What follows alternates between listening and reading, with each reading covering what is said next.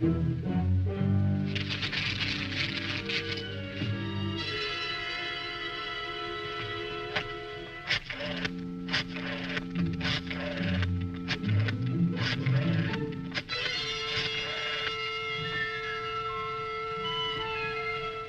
Fred. I was trying to get a hold of you. Pack your hat and grab a chair. Huh? I just got your message, Jack. What's it all about? I got this story to do. Thought you might be the person that could help me most. Well, listen to one of these letters to the editor. The story here, Fred, but I'm afraid it's not a very good one. I'm not at all sure it's the kind of story our readers would like. Listen to this. Dear editor, usually I agree with your editorials, but your call for civil defense volunteers was nonsense. If this city is attacked, my plans are made, and they don't include waiting around to get killed. I'm going to take my family to a place in the country where we'll be safe. I think I'm as patriotic as the next guy, but I'd be pretty dumb to remain in this city when those bombs start falling. Name doesn't matter. Take to the Hills, huh?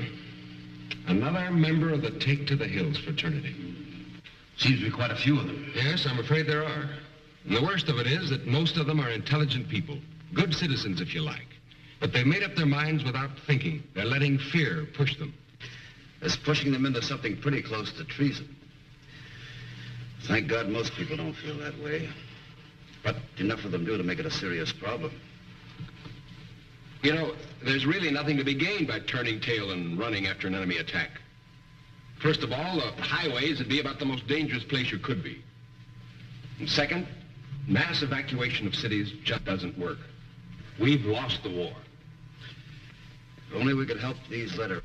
We must make them realize there must be no taking to the hills. Their own experiences could help them realize it. For instance, it's easy to imagine what would happen if most of the people in town took to the highways all at once. All you have to do is look at some of our Sunday traffic jams. Unless people know better, an enemy attack would cause 100 times this many people to jam the roads. Add to that the desperate fear and panic that it'd be pushing the mob, and mister, you've got a catastrophe on your hands. The civil defense people are just being realistic and not planning mass evacuations. The roads have to be kept open for rescue and for firefighting equipment. That means every car which is not officially authorized will have to be stopped and moved out of the way. As long as I live, I won't forget what happened in the last war when some European people took the hills. I saw miles after miles of refugees trying to get away from cities under attack. All they did was choke up the road, so hardly anything could move. Even they couldn't get very far. This happened many, many times and in many different cities. It could happen in our cities. If this were tomorrow instead of yesterday, if this were our town and you or someone you loved were trapped inside of it, waiting frantically for help, that help would never come. The ambulances, rescue trucks, vehicles carrying supplies and equipment would be stopped cold in their tracks. They could never get through to help the injured, put out fires, bring plasma, bandages, and thousands of other things vitally needed in an enemy attack. Just as the roads must be kept clear, so must the depots, terminals, and airports. Every available kind of transportation will be needed for emergency work. We know that mass evacuation can never be permitted if only for one reason, an all-important one. The fact that every able-bodied person is needed in the city before as well as after an attack. Putting out fires, for example, will require help from everyone. We must realize that in modern warfare, city dwellers find themselves right in the front lines. After an attack, our first responsibility will be to keep our heads and get back to our jobs. For each of us has a job to do. And no matter what happens, the people of a city must be fed, clothed, supplied with electricity and heat. The city must be kept alive, and it will take everything the city has to do it. You know, Fred, actually staying in the city to help after the atomic attack is not nearly as dangerous as a lot of people think. The danger of, well, lingering radiation is not really very serious.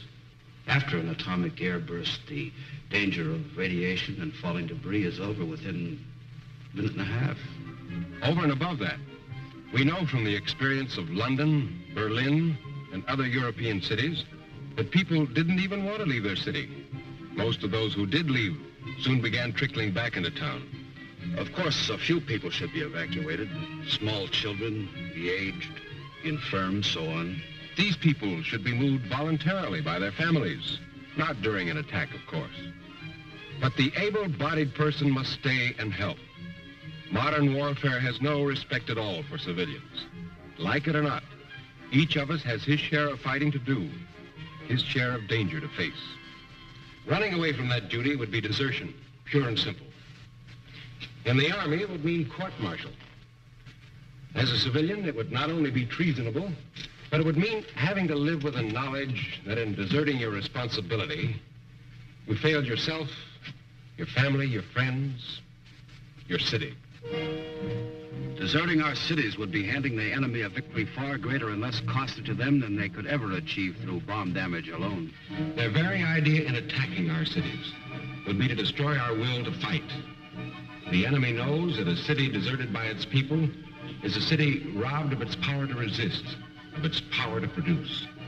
The enemy knows, as we do, that in an American city of today, each of us depends on all the others.